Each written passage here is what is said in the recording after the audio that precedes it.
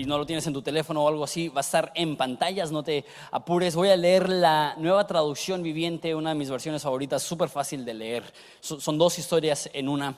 Después de leerlo, oramos y lo consideramos juntos. Dice así: cuando Jesús terminó de decir todo esto a esta gente, regresó a Capernaum.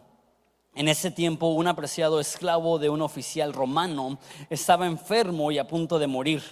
Cuando el oficial oyó hablar de Jesús, envió a unos respetados ancianos judíos a pedirle a Jesús que fuera a sanar a su esclavo.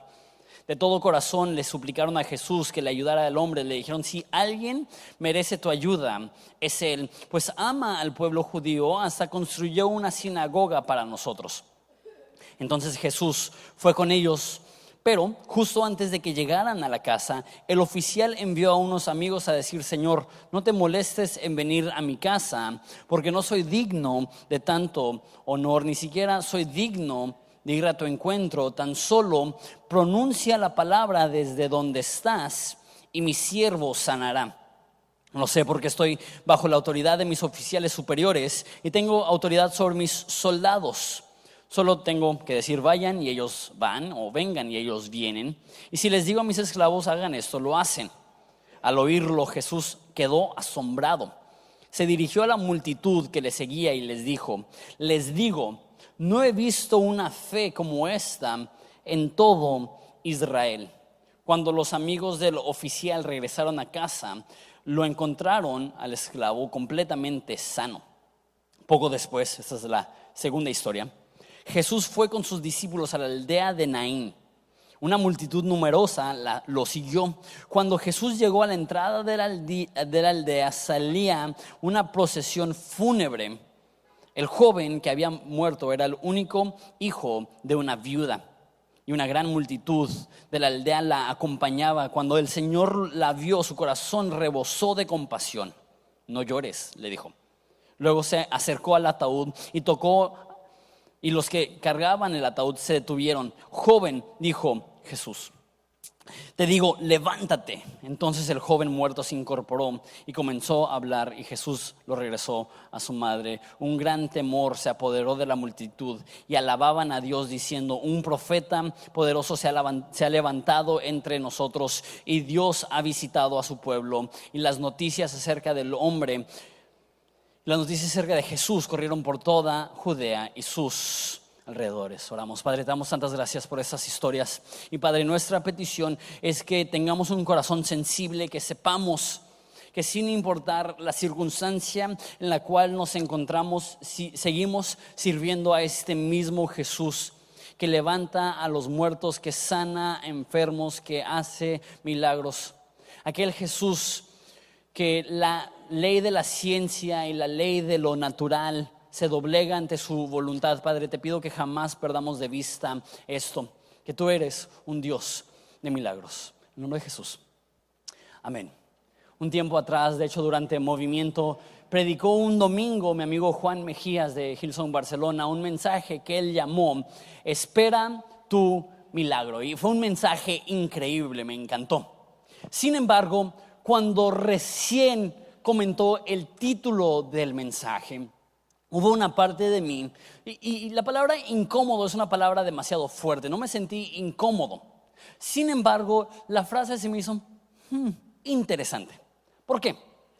Yo, al igual que muchos de ustedes, a lo mejor hemos visto este concepto de lo milagroso mal aplicado.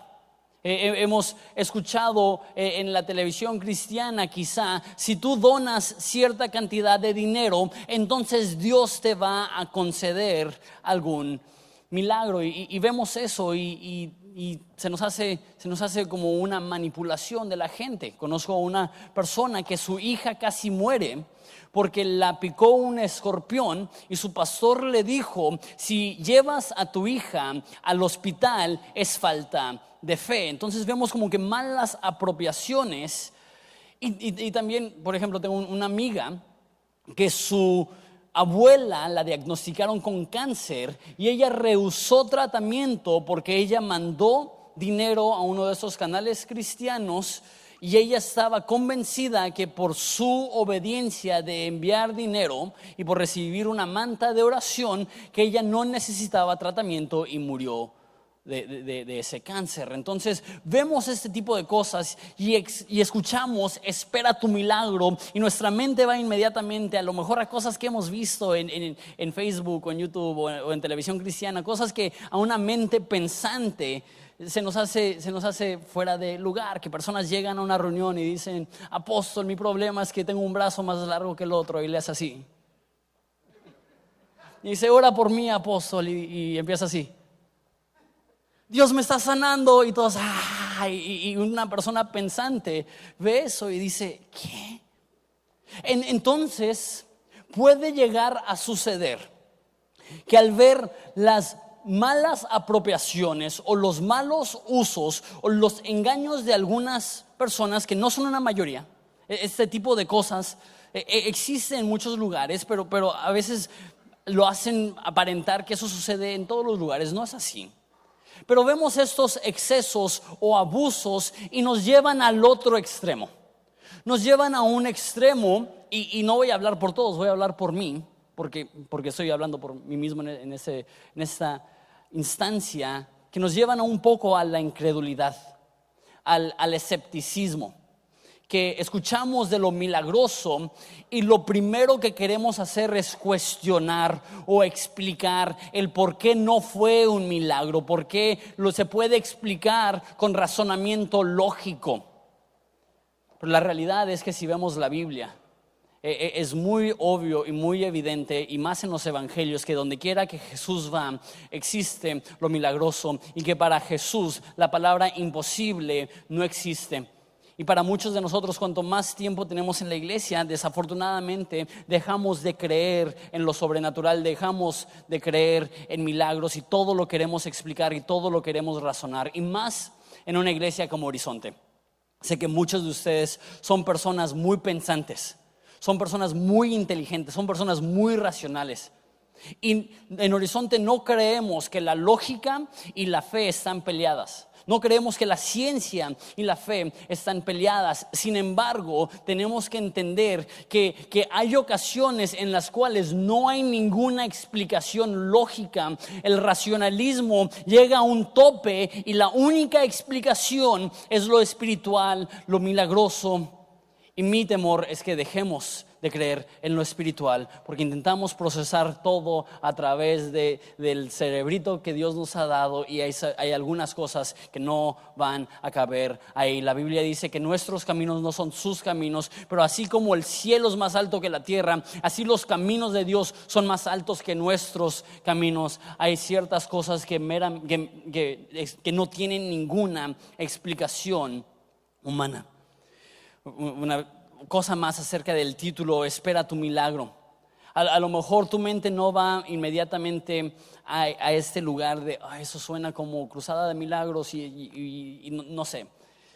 A lo mejor tu idea suena un poco más espiritual, pero realmente no lo es. Es más como, oye, eso se escucha un poco egoísta.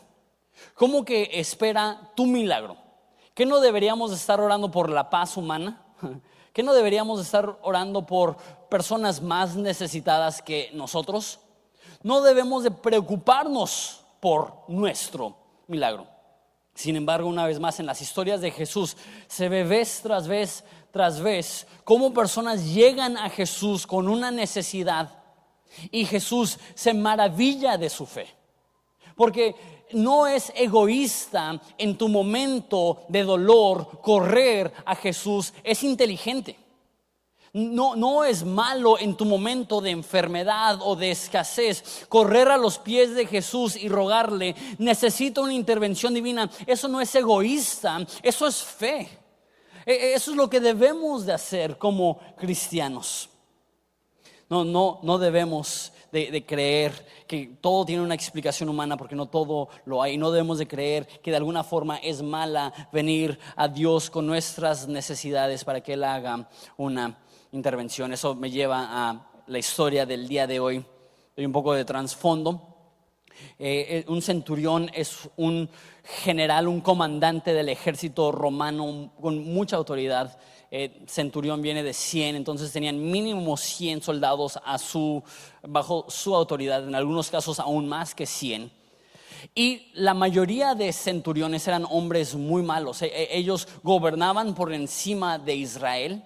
Y la gran mayoría de ellos insultaba, ofendía, golpeaba a Israel. Era muy común que tú veías un israelita grande, fornido, y llegaba un soldado romano y le daba una cachetada solamente porque él sabía que este hombre, si intenta regresársela, él lo puede meter a la cárcel. Y los judíos estaban acostumbrados a ser humillados por los soldados romanos, pero esa es una excepción.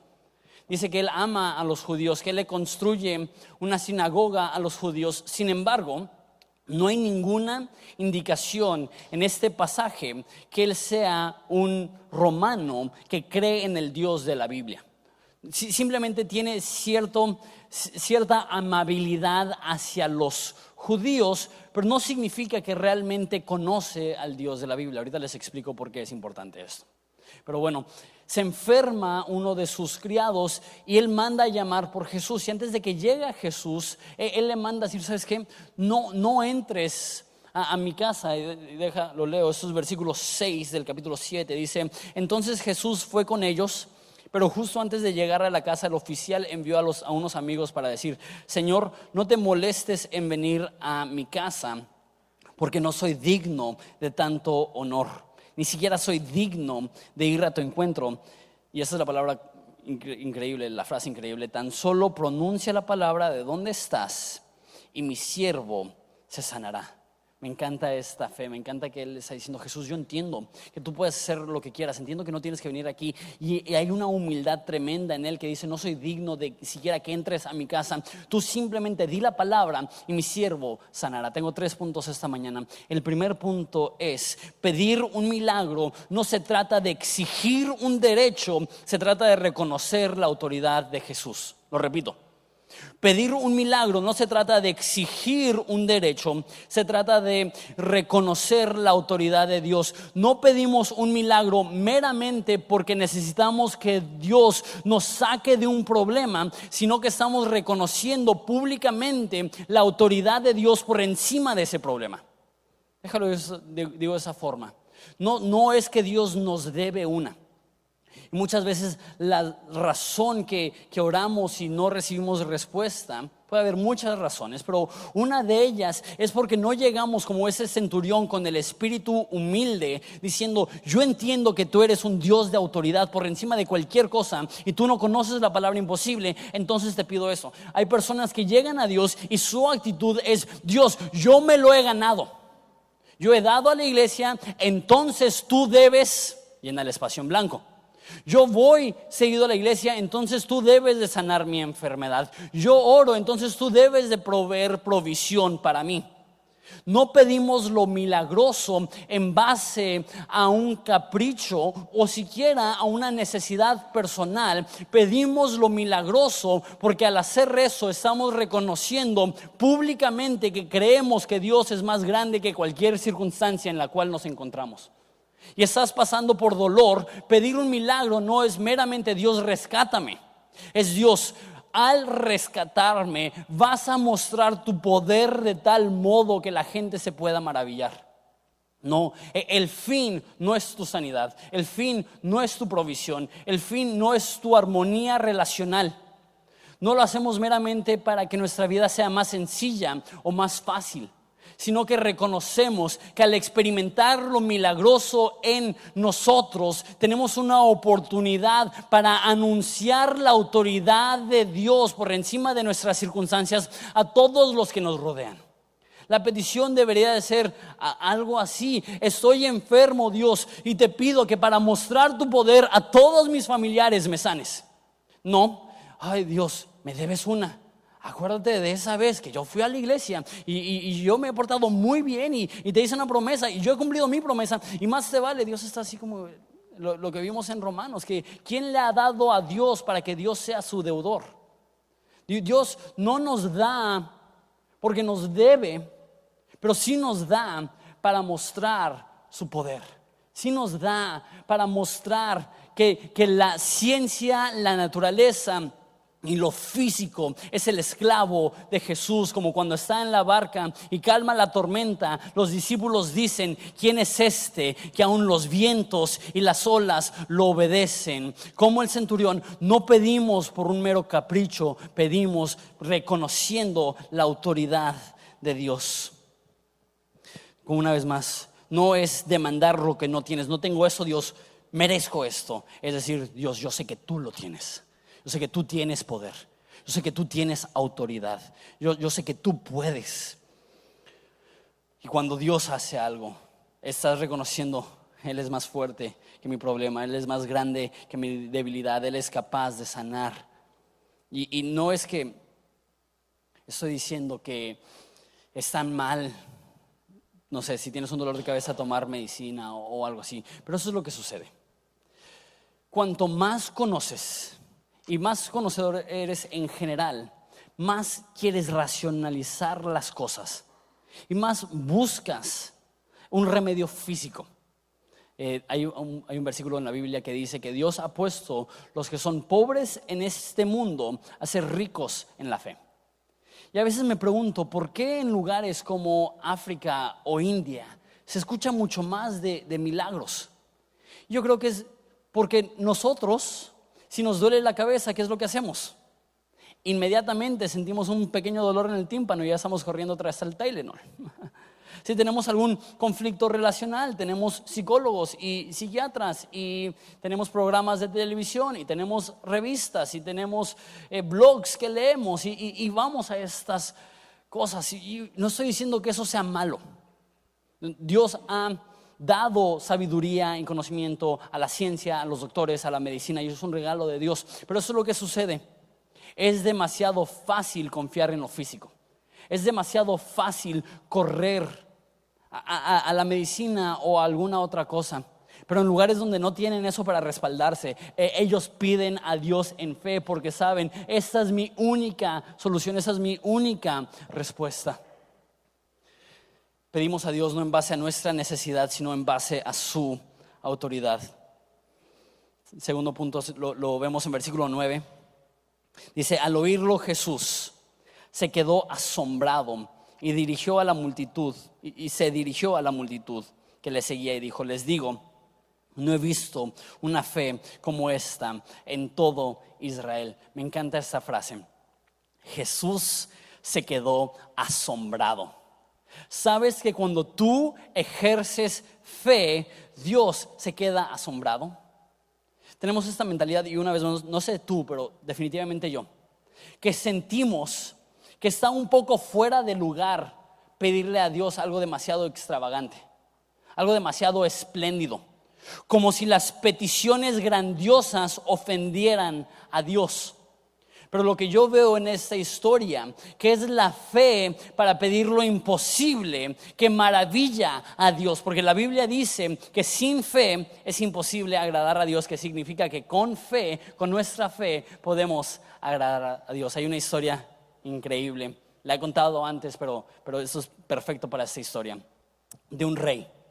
Y ese rey de la antigüedad está con su ejército atravesando unos campos, y en su carruaje se le rompe una de las llantas, una de las llantas de madera, y sus soldados están intentando arreglarlo, pero no pueden, y está atorada la carreta del rey.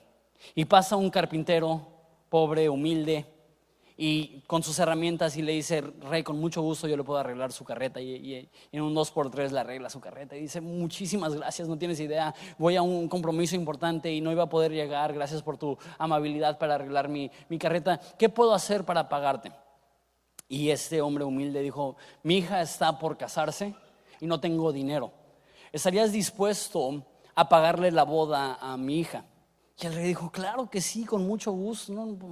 Ve al palacio y habla con el tesorero y avísale que yo te dije que vamos a pagar la boda de tu hija. Y, muchas gracias. Y va ese carpintero humilde al palacio y se ve con el tesorero, y le empieza a comentar de la boda al tesorero, y el tesorero se levanta enojado y entra a la habitación del rey y le dice al rey: rey, tú le dijiste a ese pobre carpintero que le pagarías la boda de su hija. Y dice: sí, me ayudó, me arregló mi carreta. Está pidiendo una boda tan lujosa que ni la boda de tu hija fue tan espléndida. Indignado el tesorero. Y el rey dice: pues dásela. Y dice el tesorero: pero ¿cómo? Y dice: esta petición me demuestra dos cosas. Este hombre cree que soy rico y que soy generoso, y esta petición espléndida, lejos de ofenderme, me honran porque demuestra que él cree que yo soy un Dios, un rey bueno. Y de la misma forma es con Dios. A Dios no le intimidan las peticiones grandiosas, como si él dijera: oh, míralo, ¿quién se cree que es para pedirme eso? Servimos un Dios que dice: pídeme y te daré las naciones por herencia. Tenemos un Dios que cuando pedimos lo milagroso no se echa para atrás diciendo: míralo, no, pues ahora sí más le vale que se lo gane. No, Él dice: mira, esto me demuestra a mí que Él cree que yo soy grande y que yo soy bueno, que yo soy rico y que soy generoso, que soy no solamente el Dios del universo, pero un buen padre que está buscando suplir las necesidades de mis hijos. Dios no es ofendido por un exceso de repeticiones grandiosas. Más bien yo creo que podemos ofender a Dios con la escasez de peticiones grandiosas, porque nos hace pensar que Dios es un Dios limitado o que Dios no es un Dios generoso. Pero Dios es ilimitado y Dios es generoso. Y si creemos esto, ¿por qué no pedirle a Dios lo imposible? Stephen Furtick tiene una frase muy chida que dijo que si tus peticiones no son imposibles para Dios, probablemente son una ofensa a Dios. Si lo único que le pides a Dios son cosas que tú podrías hacer en tu propia fuerza, Dios está en el cielo diciendo: ¿neta? Yo soy el creador del universo. Yo soy el que sustenta y sostiene cada molécula del universo, y no te animas a pedirme más. Eso lo único que demuestra es, uno, que no creemos que Dios es dueño de todo, que yo creo que la mayoría de nosotros sí. Entonces más bien es que no creemos que Él es generoso. Lo vemos como el tesorero ofendido por una petición de lo milagroso, de lo imposible, de lo grande. Y Dios dice: no. Yo soy un Dios que todo lo tiene, y yo soy un Dios que soy un buen padre. Y también no solamente dice que fue asombrado por su fe, dice que se volteó a ver las personas que estaban ahí y dijo: les digo, no he visto tanta fe en todo Israel. Por eso les comento que es poco probable que este hombre tenía fe en el Dios de la Biblia, porque si no, no creo que hubiera dicho esta frase. Más bien está diciendo, está viendo a las demás personas, le está diciendo: él, siendo romano, siendo pagano, está ejerciendo más fe que todos ustedes. Y me imagino a los discípulos como que: ¿qué? ¿Cómo? Nosotros hemos dejado familia y te hemos seguido. ¿Cómo puede decir que él tiene más fe? Creo que los está retando, porque ya lo dije, pero lo vuelvo a decir. No sé por qué, pero algo sucede que cuanto más tiempo tienes como cristiano, menos dejas de pedirle a Dios lo imposible. No sé por qué, te acostumbras, se vuelve rutina. Ya lo has visto, ya lo has sentido. Cuando recién confías en Jesús, todo es tan nuevo y tan emocionante que estás dispuesto a pedirle a Jesús lo imposible. Pero algo sucede conforme va pasando el tiempo, que se endurece un poco tu corazón, y a veces Jesús tiene que decir cosas para sacudirte. Y Jesús dice: ¿sabes qué? He visto más fe fuera de la iglesia que dentro de la iglesia. Es como si lo dijera de esa forma. Y sabes, vivimos en una cultura increíblemente religiosa, en el sentido de devoción religiosa y supersticiosa. Pero ¿sabes qué tienen los mexicanos? Creen en lo imposible, creen en milagros. Yo antes de vivir en Ensenada vivía en Querétaro. Y en Querétaro hay algo que la mayoría de ustedes conocen, que son las aguas de Tlacote. Y hay personas que tienen tanta fe que estas aguas son milagrosas, que si solamente te tomas un vaso de agua de Tlacote, Dios va a sanar tu enfermedad o proveer tus necesidades o restaurar tu matrimonio o lo que sea así. Y no sé por qué, pero la eficacia de esta agua tiene que ver con tu devoción. Entonces, si tú llegas a Querétaro y te estacionas lejos y caminas kilómetros para llegar a las aguas de Tlacote, hay más probabilidades de que funcione esta agua. Y sabes, nosotros vemos eso, decimos, qué supersticiosos. ¿Cómo creen ellos que tomar agua les va a sanar sus enfermedades? Pero ¿sabes lo que diría Jesús? Jesús diría, ¿cómo puede ser que alguien tiene más fe en un vaso de agua de Tlacote que ustedes y que nosotros al creador del universo?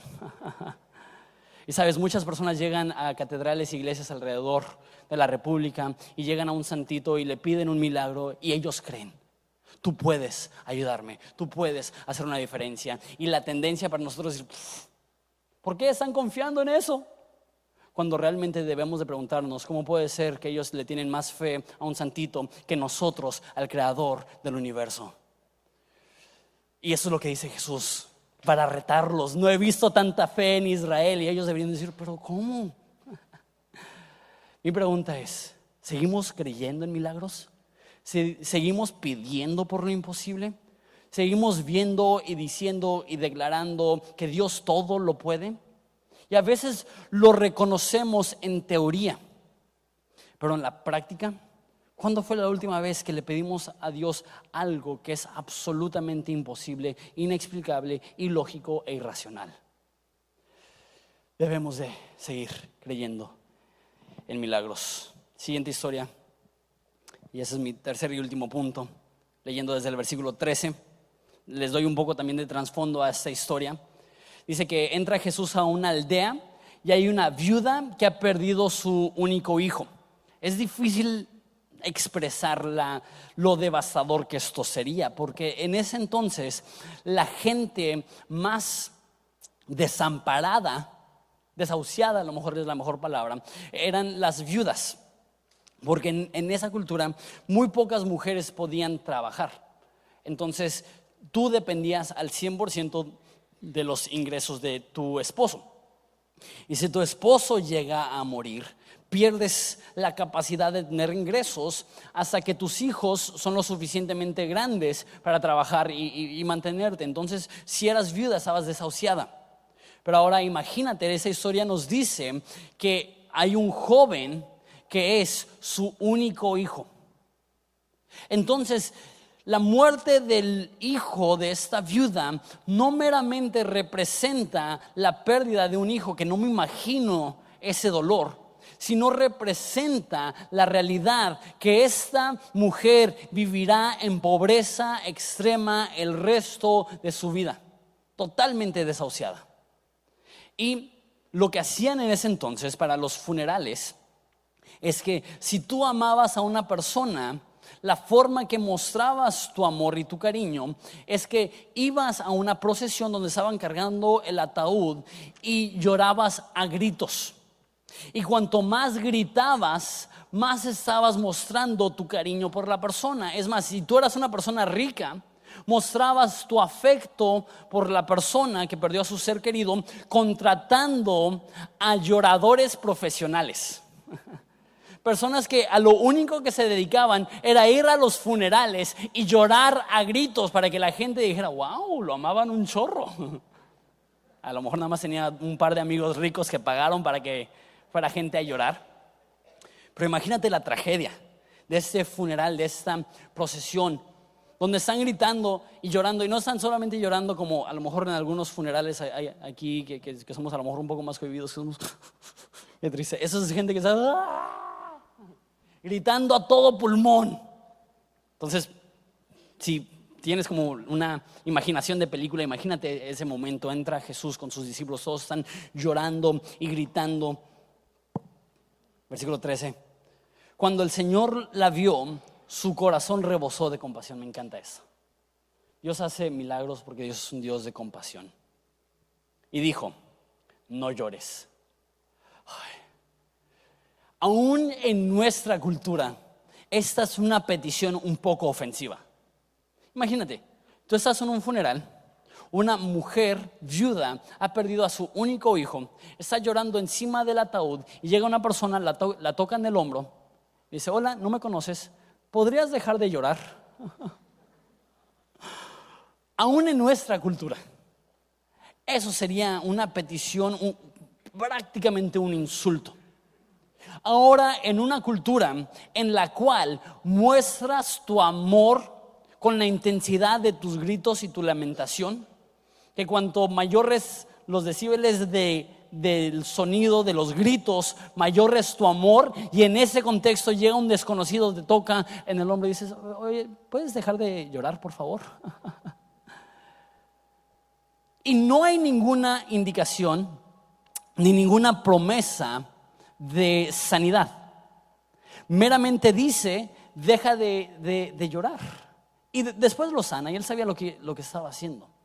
Pero es curioso, y eso me lleva a mi tercer punto, que Jesús seguido dice: no llores antes de decir levántate. ¿Y qué quiero decir con eso? Antes de sanar o de resucitar a esta persona muerta, le pide a la mamá que deje de llorar. Hay algo, de hecho lo vamos a hablar más la próxima semana. Por ejemplo, que Abraham dice que él hablaba las cosas que no eran como si fueran. Muchas veces antes de hacer un milagro, Jesús decía: no temas. Antes de proveer, él esperaba que las personas para las cuales iban a proveer vivieran con la confianza que él iba a proveer. La forma que lo dice Filipenses es: por nada estén afanados, sino en oración hagan sus peticiones conocidas a Dios. No sé cuántos de aquí son buenos para afanarse. Yo tengo un índice muy bajo de tranquilidad. Cualquier cosita me altera. Cualquier cosita me hace que me angustie. Y veo esta petición: por nada estén afanados. Y yo digo: uy, sí, Dios. Pero cuando crees que Dios es un Dios de provisión, cuando crees que Dios es un Dios de sanidad, cuando crees que Dios es un Dios de milagros y realmente lo crees, eso cambia tu perspectiva. Eso cambia tu actitud y estás dispuesto a cambiar tu actitud antes de ver el milagro. ¿Sabes? Eso es un patrón en toda la Biblia. Que Dios, aunque es todopoderoso y podría hacer todo, se espera a que nosotros tomemos una acción de fe antes de que Él respalda con un milagro. Y podría dar 1000 ejemplos de esto. Un ejemplo es cuando el pueblo de Israel cruza el Jordán. Dios le pide a los sacerdotes que entren al Jordán antes de partir el río. Y no sé tú, pero si yo estoy a la orilla del Jordán y veo que se abren las aguas, yo digo: vámonos. Pero si Dios dice: entra al Jordán y después lo voy a partir, soy un poco más nervioso, porque ahí puedo quedar en ridículo. Imagínate, entran los sacerdotes con el arca del pacto y entran al río, y está todo el pueblo, millones de personas viéndolos, y así como que: ¿se va a partir? Créanos, ¿se va a partir? No se partió. Nos damos la media vuelta y nos regresamos mojados. Pero Dios espera a que ellos se meten al Jordán antes de abrir las aguas. Hay una historia donde Jesús está predicando en una sinagoga y llega una persona con la mano seca, con una enfermedad que no le permite mover la mano. Y eso hubiera sido algo de mucha vergüenza y mucha pena, algo que él jamás hubiera mostrado en público. Y Jesús le dice: extiende tu mano. La mayoría de personas dirían: no, pues primero le sanas la mano y luego que le muestra a todos el hecho que su mano está sana. Pero Jesús le dice: extiende su mano, y su mano seca, su mano desagradable, su mano que produce vergüenza la saca. Y es en ese contexto que Dios sana su mano. Pienso en Jericó, y si fuiste a la escuela dominical conoces esa historia, pero si no, a lo mejor no, que Dios le pide a su ejército que le dé 7 vueltas a una ciudad y después tumba los muros. ¿Por qué? ¿Qué no sería más fácil que Josué, el comandante del ejército, hiciera así y ¡pum!, cayeran los muros? Pero ahí ¿dónde está la fe? Muchas veces el caminar, cuando no tiene sentido, cuando no tiene lógica, cuando sientes que vas a hacer el ridículo, es el paso de fe que Dios está esperando para intervenir. Juan Mejías dio ese mensaje, dio un ejemplo que me encantó de las puertas automáticas. Que las puertas automáticas no se abren hasta que estás enfrente de ellas. Y muchas veces nosotros estamos a la distancia y queremos esperar a que se abran las puertas antes de empezar a caminar. Pero rara vez funciona así. Normalmente no vemos lo milagroso hasta que caminamos en fe, creyendo que Dios hará lo milagroso, tomando pasos que confirman con certeza: yo creo que Dios puede hacer lo imposible. Y no sé cuáles son esos pasos de fe para ti. No sé cuál es esa acción que tienes que tomar. A lo mejor es un cambio de actitud, de negativismo a fe. A lo mejor es un cambio de perspectiva, de ya fue, estuvo. Yo creo que Dios puede, yo creo que Dios hará. Dios es un Dios de autoridad y voy a seguir creyendo. ¿Sabes qué? No sé si es la parte cínica de mí, pero hay esa parte en mi mente que dice: Dios tiene todo el poder. Y si Dios quisiera sanar, y si Dios quisiera restaurar, y si Dios quisiera proveer, lo podría hacer. Con o sin mi fe, Dios puede sanar. Y sí, aunque nosotros no tengamos fe, la Biblia dice que Dios es fiel porque no se puede negar a sí mismo. Y hay ocasiones en las cuales, independientemente de tu falta de fe, Dios hace un milagro solamente porque Él es bueno. Y si ahí te va un poco de sanidad, te amo. No tuviste fe, no creíste en mí, es más, dudaste cada paso del camino, pero te amo. Te voy a dar tu provisión, te voy a dar tu restauración, te voy a dar tu cambio, te voy a dar tu liberación de cadenas espirituales, emocionales. Te lo voy a dar, ¿por qué? Porque te amo. Sin embargo, tuvimos lo primero y lo mejor, donde estábamos leyendo juntos el libro de Mateo, y una de las frases que más me llama la atención y me reta es esta frase que Jesús dice vez tras vez. Dice: tu fe te ha sanado. ¿Por qué? Porque hay ocasiones en las cuales, no porque no pueda, pero Dios decide no actuar milagrosamente hasta que tú ejerces fe genuina.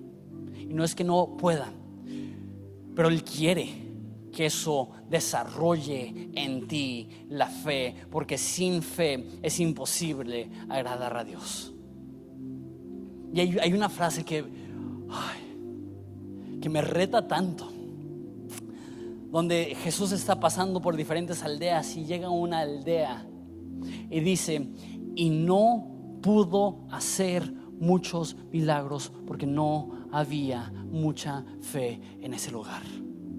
Y me pregunto si hay cosas espléndidas, milagrosas, que rompen las leyes de la naturaleza, que pudimos haber tenido, pero nuestra falta de fe nos impidió ver estos milagros en nuestras vidas. La parte lógica y escéptica y cínica de nuestra mente, que todo quiere explicar, nos desvió de creer que Dios es el mismo ayer, hoy y por los siglos.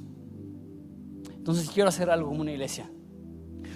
No quiero meramente hablar de milagros, porque creo que la mayoría de nosotros, y más personas que dicen: sí, yo soy cristiano, escuchan todo eso y dicen: sí, tienes razón, necesitamos tener fe, necesitamos creer para lo imposible. Pero creo que a menos de que lo hagamos más tangible, va a quedar meramente en el entendimiento intelectual, más no en la práctica del día. Entonces lo que hicimos es que imprimimos esas tarjetitas. Todos deben de tener una ahí enfrente de ustedes. Creo que está atrás del sobrecito de las ofrendas, o en la silla junto a ti. Si la puedes agarrar, por favor, un segundo. En la parte de enfrente dice: aún creo en milagros. Y en la parte de atrás está en su mayoría en blanco. En la parte de abajo dice: si Dios contestó tu petición, mándanos un correo a horizonteensenada@gmail.com y cuéntanos tu historia. Queremos ser inspirados por las historias de los milagros que Dios puede hacer en esa iglesia. Pero en el espacio en blanco quiero que escribas una petición. Quiero que escribas algo imposible para ti, algo imposible para tu circunstancia, y que tú creas: yo creo que Dios va a hacer esto. Y lo que vamos a hacer es que aquí a los lados tenemos ganchitos de ropa donde lo puedes colgar. No te preocupes, nadie lo va a leer. Y si lo leen, espero que no seamos como el tesorero que digamos, oh, mira nada más. No creo que esa es la actitud de esta iglesia. Al contrario, diremos sí. Esa es una petición llena de fe que cuando Dios la ve se llena de asombro. Lo que vamos a hacer es que vamos a poner nuestras peticiones en esos ganchos y vamos a estar orando. Dios, te pido por esa provisión, te pido por esa sanidad, te pido por esa restauración, te pido por esa victoria sobre esta área de debilidad en mi vida, te pido por cual sea la petición que puedas tener. En mi opinión, cuanto más específica, mejor. Y el domingo que sigue vamos a tener otra prédica similar a esta, donde vamos a hablar un poco acerca de los milagros. Hoy se llamó Espera tu milagro, que tengamos esta expectativa, esta anticipación que Dios hace lo milagroso. El de la próxima semana se va a llamar igual Espera tu milagro, pero con el enfoque de a veces tienes que esperar, a veces no sucede el momento que lo pides, a veces el milagro es un proceso y no un suceso. Y el tercer domingo, o sea dentro de 15 días, la Biblia dice que si hay algún enfermo entre ustedes, que llamen a los ancianos, que oren por ellos. Y dice esta frase increíble: la oración efectiva del justo mucho puede. Y vamos a colectivamente reunir nuestra fe y creer que Dios va a hacer milagros en este lugar. Entonces lo que quiero que hagas hoy es que escribas aquí una petición que tienes para Dios, simplemente para concretar esto. Es decir, Dios, voy a creer que tú eres un Dios de milagros. Y esos 15 días estarlo orando y estar creyendo y estar tomando pasos y decir, Dios, yo creo que tú vas a hacer esto. Lo que quiero hacer un poco diferente a lo que hacemos todos los domingos, en vez de que se pongan de pie en ese momento, quiero que permanezcan sentados para que todos tengan una oportunidad de llenar su tarjetita. Si no tienes una pluma, busca a alguien en tu hilera que te pueda prestar una pluma y para que lo puedas llenar. Vamos a orar. Padre, te doy gracias porque tú sigues siendo un Dios de milagros. Tú sigues proveyendo para las necesidades de tus hijos. Y Padre, tú nos retas a confiar en ti. Tú nos retas a creer para más. Tú nos retas a no ver lo físico con los ojos de negatividad, sino ver lo físico con los ojos espirituales de la fe, de la esperanza. Que anticipemos que donde Jesús está suceden milagros, que donde Jesús está los enfermos se levantan, los desahuciados reciben provisión, los desamparados reciben abrazo y cobijo.